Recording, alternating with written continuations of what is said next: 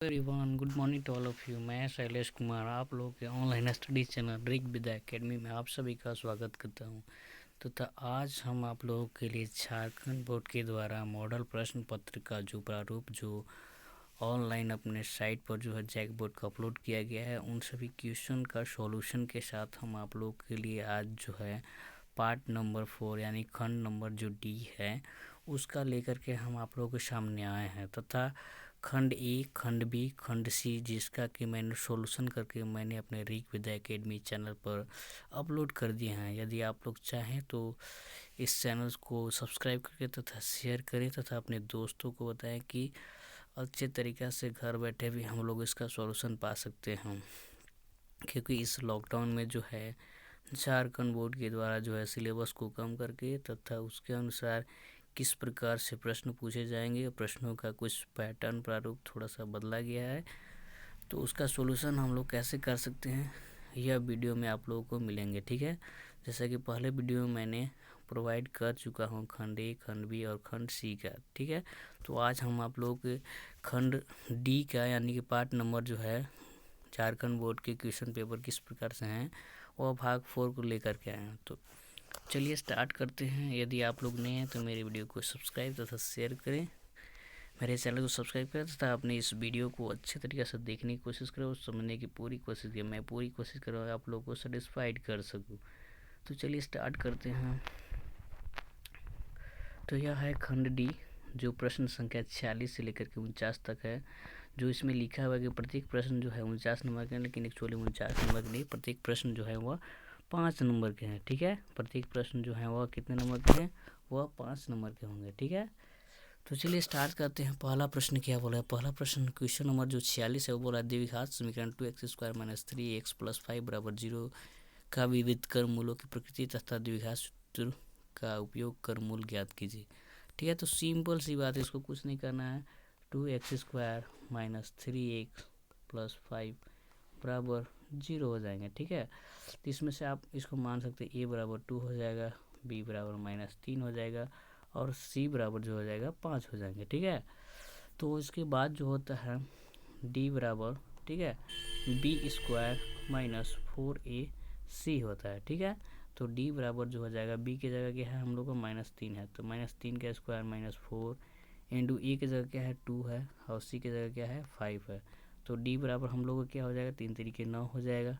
ठीक है, इसके बाद 5 को 20 दूना 40 हो जाएंगे, तो 9 यानी कि d बराबर जो हम लोग को आ जाएगा d बराबर कितने आ जाएंगे -31 आ जाएंगे। ठीक है, -31 यानी कि d का जो मान जो हो जाएगा हम लोग का क्या हो गया 0 से क्या हो गया छोटा हो गया, यानी कि माइनस में चला गया। ठीक है, तो इसका मूलों का प्रकृति जो हो जाएगा अस्तित्व नहीं हो सकता है, क्योंकि इसमें यह माइनस में होगा। डी बराबर जो 0 हो गया वह माइनस में है। इसका हम पीपीटी फॉर्मेट में भी मैं प्रोवाइड करते हूँ तथा इसका जो मूलों का प्रकृति आप लोग देख सकते हैं अच्छे तरीके से, कोई भी वास्तविक मूल नहीं होंगे।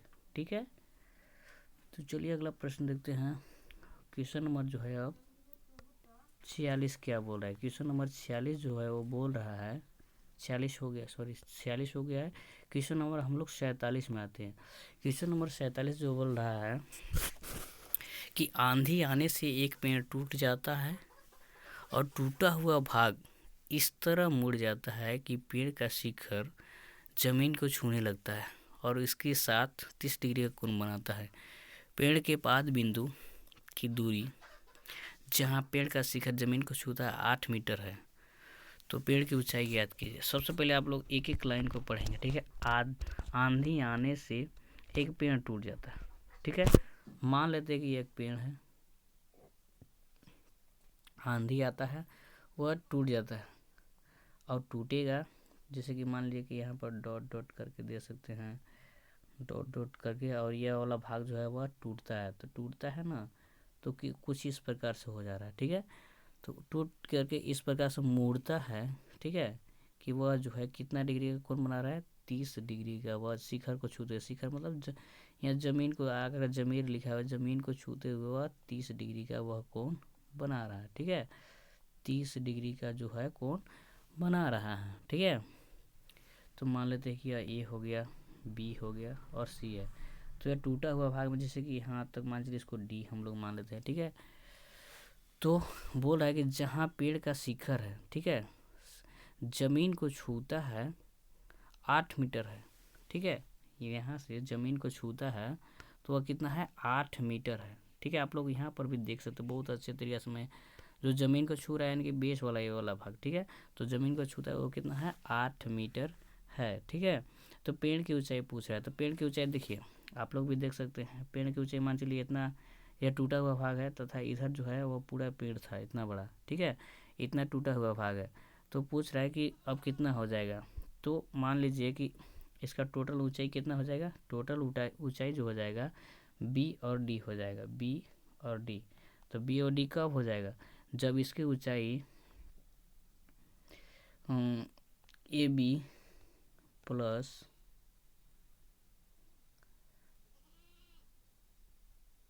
ए सी, ठीक है, ए बी प्लस ए सी हो जाएंगे, ठीक है, यह बी तब जाकर के यह जो हो जाएगा उसके बराबर हो जाएंगे, ठीक है। इसको उठा करके अगर सीधा करेंगे तब जाकर उसके बराबर हो जाएंगे। तो समकोण त्रिभुज इसमें बन रहा है, समकोण त्रिभुज जो बन रहा है उसमें त्रिभुज ए बी सी है, ठीक है, त्रिभुज ए बी सी कौन सा है देख सकते हैं, त्रिभुज जो है यह समकोण त्रिभुज बन रहा है। तो त्रिभुज ए बी सी में tan 30 डिग्री बराबर क्या होंगे, तो tan थीटा बराबर जो होता है, tan थीटा बराबर जो होता है लंब बटे आधार होते हैं, ठीक है, जो कि मैं यहाँ पर लिख करके भी मैं बताऊँ कि लंब बटे आधार होते हैं। तो इसमें से देखें कि लंब कौन सा है, तो लंब जो है यह ए बी हो जाएगा, आधार कौन सा हो जाएगा बी सी हो जाएगा, ठीक है।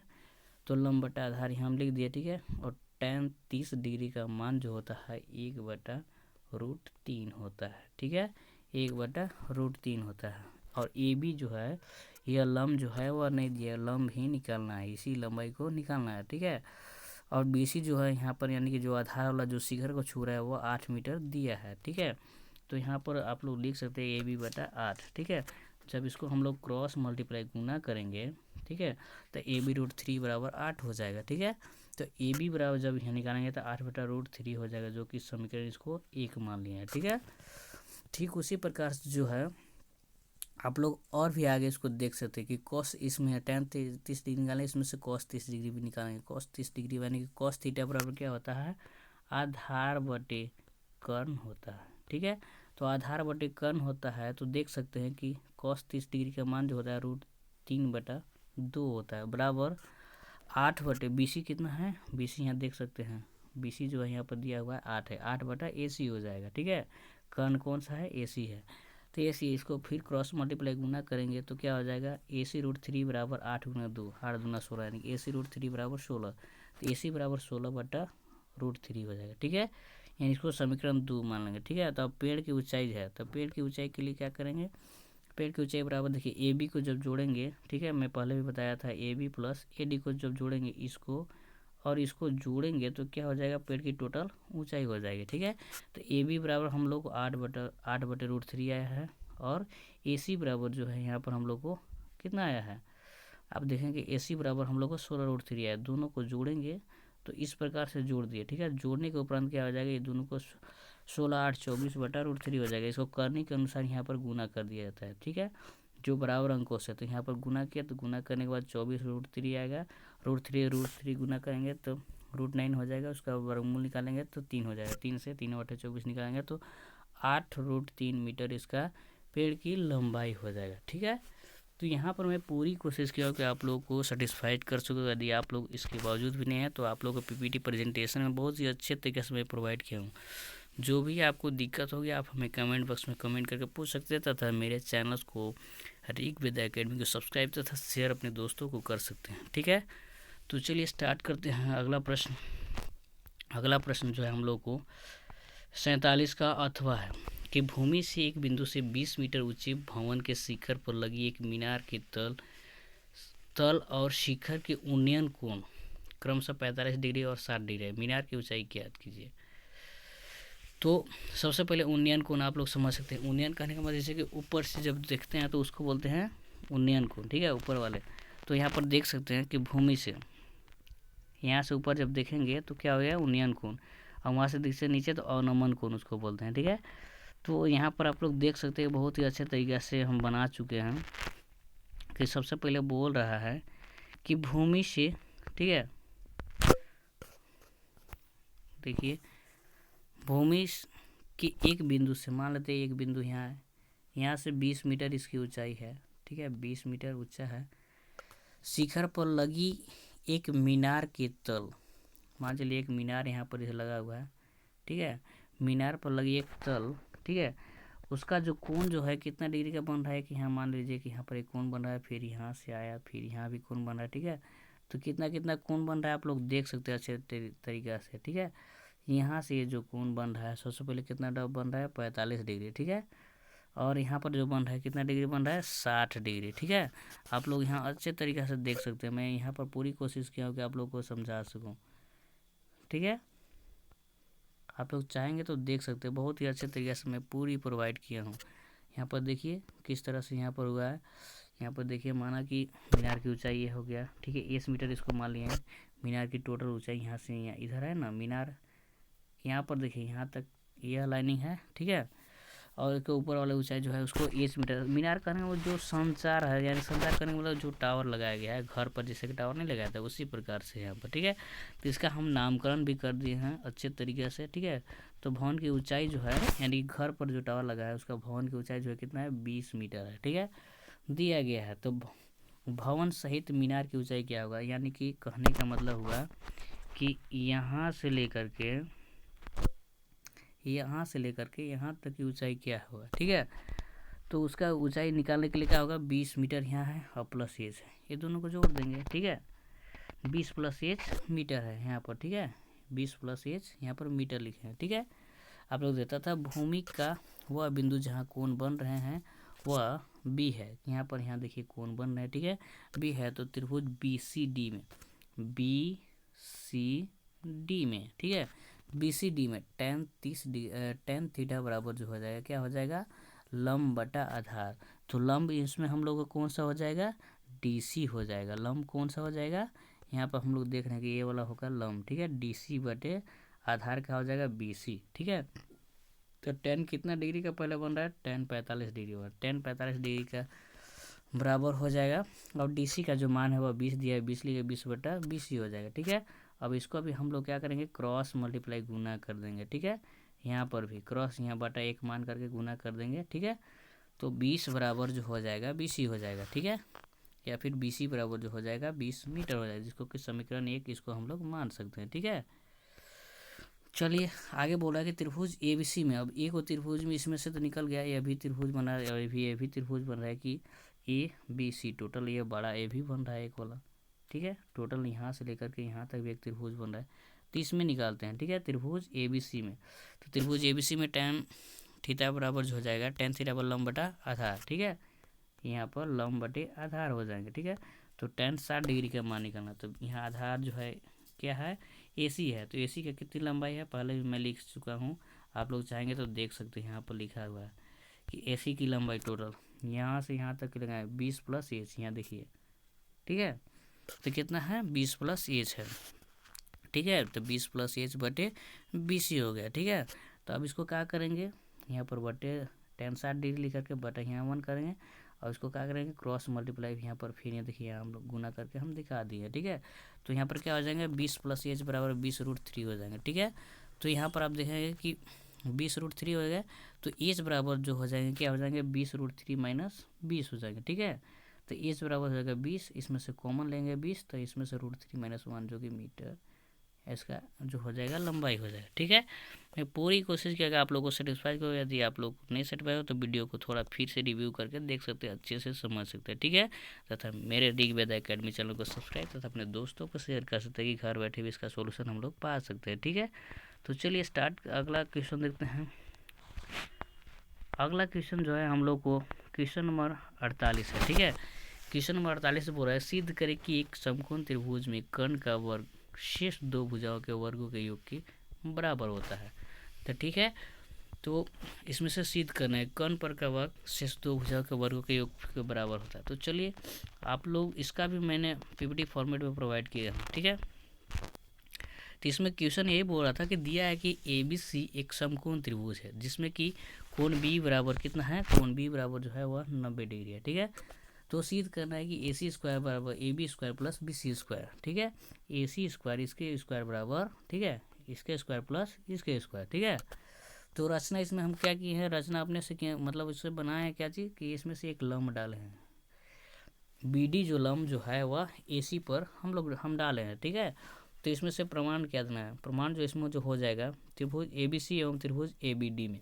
ठीक है, त्रिभुज ए बी सी और त्रिभुज ए बी डी में। ठीक है, कोण ए बी सी, ठीक है, कोण ए बी सी बराबर जो है कोण ए बी सी आप लोग देख सकते हैं, कोण ए बी सी, कोण ए बी सी, ठीक है, बराबर जो है कोण ए बी डी, ये वाला कोण के बराबर जो है ये वाला कोण है। ठीक है, तो यह है, तो इसमें क्या है, दोनों में कोण जो है ये जो है वो क्या है, कॉमन है, दोनों में ये जो है क्या है वह कॉमन है। ठीक है, उभयनिष्ठ उसी को बोलते हैं। ठीक है, तो उभयनिष्ठ है, इसलिए त्रिभुज ए बी सी समरूप जो है त्रिभुज ए बी डी है, यानी किसके अनुसार, ए, यानी कि कोण कोण कोण के द्वारा जो है क्या है यह लगभग समरूप बराबर है। ठीक है, तो क्या हो जाएगा, ए बी बटा ए डी बराबर ए सी बटा ए बी। ठीक है, अब इसको क्या करेंगे, इसको गुना कर देंगे। ठीक है, तो गुना जब करेंगे क्रॉस मल्टीप्लाई तो ए बी स्क्वायर बराबर A C into A D हो जाएंगे। ठीक है, A C into A D समीकरण इसको हम एक मान लिए। ठीक है, अब त्रिभुज ए बी सी एवं त्रिभुज बी डी सी में कोण ए बी सी बराबर कोण सी डी बी। ठीक है, ए बी सी और कोण सी डी बी, चलिए देख लेते हैं।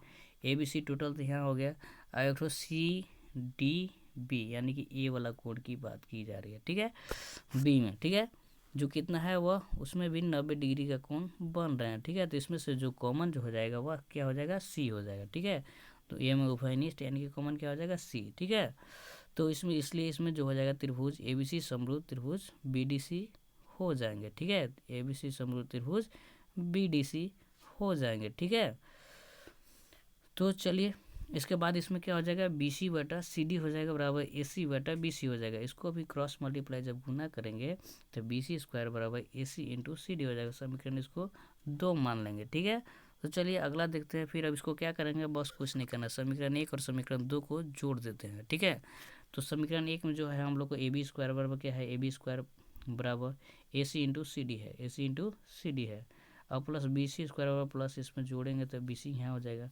अब ए सी इंटू ए डी है। ठीक है, A C into A D नहीं sorry A D into C D है, A C into C D है। ठीक है, तो ए बी स्क्वायर बराबर, अरे A B square plus B C square बराबर, इसमें से ए सी जो है दोनों में कॉमन है। ठीक है, इसलिए कॉमन इसको ले लेते हैं दोनों में, और इसके बाद बच क्या गया, हम लोग के पास बच गया A D plus C D, A D plus C D. तो A D plus C D है, हम लोग देख सकते हैं कि A D plus C D, A D और सी डी को जब जोड़ते हैं, ये देखिए ए वाला ए डी और इस सी डी दोनों को जोड़ते हैं तो क्या हो जाएगा, ए सी हो जाएगा। ठीक है, दोनों को जोड़ेंगे तो क्या हो जाएगा, ए सी हो जाएगा। तो वही चीज़ हम लिखे ए डी और सी डी को यहाँ पर जोड़ने के बाद हम क्या लिखे हैं, यहाँ पर ए सी लिख दिए हैं। तो A B square plus B C square बराबर ए सी स्क्वायर, यहाँ पर जो कि यही हम लोग को प्रूव करना था, प्रूव करके हम लोग ने ला दिया। ठीक है, तो चलिए अगला प्रश्न, जैसा कि मैं पूरी कोशिश कर आप लोग को सेटिस्फाइड हो गया होंगे, अगर नहीं होंगे तो इसको आप अच्छे तरीक़ा से थोड़ा सा वीडियो को यूट्यूब में जाकर स्लो करके अच्छे से देख सकते हैं, या फिर रिव्यू करके देखेंगे तो आप लोग को पूरी कोशिश करेंगे समझ में आ जाना चाहिए। ठीक है, चलिए अगला प्रश्न जो है, अगला प्रश्न क्या बोल रहा है, अगला प्रश्न जो बोल रहा है, पानी पीने वाला एक गिलास है, 14 सेंटीमीटर ऊंचाई वाले एक शंकु के छीना के आकार का है। दोनों वृत्ताकार सिरों का व्यास 4 सेंटीमीटर और 2 सेंटीमीटर है। इस छीनक की धारिता ज्ञात कीजिए। धारिता करने का मतलब आयतन ज्ञात करना है। ठीक है, तो आयतन ज्ञात करने तो बहुत सिंपल सी बात है, कुछ करना ही नहीं है, अच्छे तरीक़ा से। व्यास इसमें देखेंगे कि दिया ही हुआ है, व्यास बराबर 4 सेंटीमीटर है, तो व्यास का बता होता है आर बराबर होता है डी बटा 2, यानी कि व्यास बटा 2, तो व्यास कितना है 4, 4 बटा 2 करेंगे तो 2, ये कट जाएंगे 2 सेंटीमीटर, R1 जो क्या आ गया 2 सेंटीमीटर, और उसी व्यास 2 जो है 2 सेंटीमीटर देता है, उसको भी 2 से जब भाग देंगे 2 को 2 से, तो वो भी कट गया तो 1 आ जाएगा। ठीक है, तो 1 सेंटीमीटर, और एच बराबर ऊंचाई दिया हुआ है 14 सेंटीमीटर। गिलास की धारिता यानी कि आयतन बराबर जो होता है, छिन्नक का आयतन बराबर होता है 1/3 पाई एच R1 के स्क्वायर प्लस R2 के square plus R1 into R2। ठीक है, तो जो कि हम लोग के पास सारा चीज़ यहाँ पर है, तो हम लोग आसानी से 1/3 22/7 गुने एज भी 14 दिया हुआ है। कॉस्ट में करेंगे R1 यहाँ हम लोग को आ गया 2 का स्क्वायर प्लस 1 का स्क्वायर प्लस 2 गुने 1, ठीक है। तो 7 दूना इसको काटेंगे तो 14 हो जाएगा, ठीक है। इसके बाद हम लोग को देखेंगे कि 22 दूना 44 हो जाएगा, ये 22 और ये 2 कर गुना हो जाएंगे, 22 दूना 44। अब बटे यहाँ पर बच गया हम लोग को 3, ठीक है। अब इसको 2 का स्क्वायर करेंगे तो 4 हो जाएगा, प्लस 1 का स्क्वायर करेंगे 1 हो जाएगा, प्लस 2 गुने करेंगे तो 2 हो जाएगा, ठीक है। तो 44/2 गुने 4 और 2 6 1 7 हो जाएगा, ठीक है। तो 44/2 यानी कि 44 गुने 7 करेंगे तो 308/3 हो जाएंगे। इसको जब भाग देंगे, ठीक है, 3 से जब इसको भाग देंगे 308 में, ठीक है, तो 1 बार जाएगा, कट गया, 0 उतारेंगे, 0 बार में भाग जाएगा, फिर कट गया, फिर 8 उतारेंगे, 3 दूना 6 हो जाएगा, 2 बचा, ठीक है। तब यहाँ पर हम लोग इस प्रकार से लिखे 102.2/3 सेंटीमीटर क्यूब, क्योंकि यह आयतन है इसलिए सेंटीमीटर क्यूब। इस प्रकार से आंसर आ गया, ठीक है। मैं यहाँ पर पिक्चर भी बना दिया हूँ, आप लोग अच्छे तरीके का देख सकते हैं कि किस प्रकार से मैंने सारा चीज़ लिखा हूँ, कैसा गिलास जो होता है और इसका क्या क्या दिया हुआ है सारा चीज़ मैंने लिख दिया हूँ, ठीक है। तो चलिए अगला प्रश्न देखते हैं। अगला प्रश्न जो हम लोग को है और अंतिम प्रश्न है कि निम्न आंकड़ों का माध्य ज्ञात किया। माध्य ज्ञात करना बहुत ही आसानी तरीका है, बहुत ही आसानी से आप लोग समझ भी सकते हैं। तो चलिए आप लोग को मैं दिखा दे रहा हूँ माध्य किस प्रकार से निकालते हैं। यह जो सवाल हम लोग को दिया गया, ठीक है, 10 से 25, 25 से 40, 40 से 55, 55 से 70, 70 से 85, 85 से 100 और यह भी हम लोग को दिया गया है, ठीक है। इसी को बोलते हैं एफ, ठीक है। बस कुछ नहीं करना रहता है, इसमें से निम्न सीमा प्लस उच्च सीमा यानी कि 10 + 25/2 हो जाएगा, ठीक है। तो 25 और 10 35 हो जाएगा, 35/2 करेंगे तो यानी कि 17.5 आ जाएगा, 17.5, ठीक है। ठीक उसी प्रकार से अगला भी करेंगे 25 + 40/2 यानी कि 25 और 40, 40 भी 60 और 5 65, 65 को 2 से भाग देंगे, ठीक है। तो 32.5 यानी कि 32.5 आ जाएंगे, ठीक है। तो मतलब कहने का मतलब जो होता है एक सिंपल से आप अगर देखेंगे कि यह होता है, इसको अगर ये वाला मान निकालना है x का तो क्या करेंगे, निम्न सीमा प्लस उच्च सीमा बटे 2 बस। और इसको निम्न सीमा किसको कहेंगे, देखिए 85 इधर वाला जितना एरिया वाला जो ये वाला है इसको बोलेंगे निम्न सीमा, इसको बोलते हैं क्या चीज़, निम्न सीमा। और ये वाला जो है इसको बोलते हैं उच्च सीमा, ठीक है। यानी कि दोनों को जोड़ेंगे और 2 से भाग दे देंगे, गुना नहीं करना है, पहले दोनों को जोड़ेंगे और 2 से क्या करेंगे, भाग दे देंगे। आप लोग एक बार फिर से मैं दिखा दे रहा हूँ, किसी एक को भी मान लीजिए 70 और 85 को ही जोड़ना है, 70 और 85 को जोड़ते हैं ऐसे /2 करते हैं, ठीक है। तो 70 + 85 8 7 15 हो जाएंगे यानी 155 हो जाएंगे। 155 को 2 से भाग दीजिएगा तो यहाँ पर आप लोग देख सकते हैं कि 77.5 आ जाएंगे, ठीक है। आप लोग भाग से दे करके देख सकते हैं। तो इस प्रकार से हम लोग को x का मान आ जाएगा, ठीक है। तो यहाँ पर fx है, fx करने का मतलब हुआ कि f और x का जो मान है उसको गुना करना है। तो इसमें से 17.5 गुने 2 करेंगे तो 35 आ जाएगा। इस प्रकार से सारे को गुना करके मैंने यहाँ पर आप लोग को पीपीटी फॉर्मेट में प्रोवाइड कर दिया हूँ, ठीक है। तो इस प्रकार से पूरा गुना कर सकते हैं। गुना करने के उपरांत जो हो जाएगा आप लोग को कि यह एफ का मान को जोड़ना है, इसको जोड़ेंगे तो 30 आ जाएगा और इसको जोड़ेंगे तो 1860 आ जाएंगे। माध्य बराबर फार्मूला होता है, आप लोग को जानना बहुत ज़रूरी है कि माध्य बराबर फार्मूला इसको याद रखना होगा। तो यह देखिए उल्टा m बोलिए चाहे उल्टा w बोलिए, ठीक है। तो यह है, इसको बोलते हैं क्या चीज़, यहाँ पर मैंने इसको भी डायरेक्शन दिया होगा, ठीक है। इसको क्या बोलते हैं, तो इसको जो बोलते हैं सिग्मा बोलते हैं। सिग्मा का मतलब टोटल होता है, टोटल का मतलब पूरा होता है, ठीक है। तो पूरा मान किसका पूछ रहा है, पूरा मान जो पूछ रहा है वह fx का पूरा मान पूछा। तो fx का पूरा मान हम लोग का कितना आया है, 1860 आया है। और टोटल फिर में पूछ रहा है कि f का मान, तो f का मान यहाँ f का मान कितना है, 30 आया है। तो 30 से अब क्या किया, ये 0 से 0 कट गया है, ठीक है। और 3 से 3 से 18 कट गया है, 3 दूना 6 हो गया यानी कि 62 बार में टोटल भाग चल जाएंगे। यानी कि हम लोग को माध्य बराबर जो आ जाएगा वह कितना आ गया, माध्य बराबर जो हम लोग को आ गया 62, ठीक है। तो मैंने पूरी कोशिश किया कि आप लोगों को यह समझ में आ जाएंगे। आज जो था यह मैथ का क्लास 10 का झारखंड बोर्ड के 2021 में पूछे जाने वाले प्रश्नों का टोटल सॉल्यूशन आज मैंने पूरी कंप्लीट सॉल्यूशन दे दिया हूँ।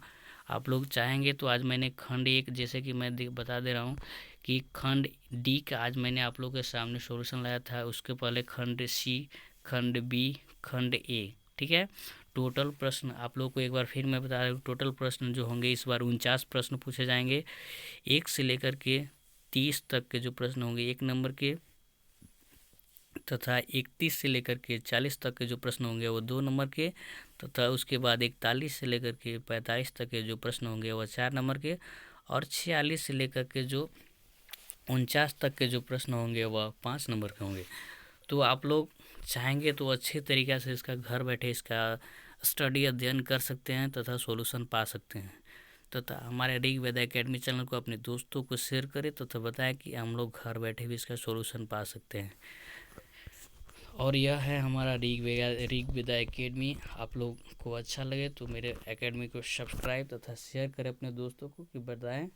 और कोई भी आप लोग को दिक्कत हो तो आप हमें अवश्य कमेंट बॉक्स में कमेंट करके पूछ सकते हैं। यदि thanks for watching this video, if you interested then subscribe and share to my this video Rigveda academy channel. Thank you for everyone.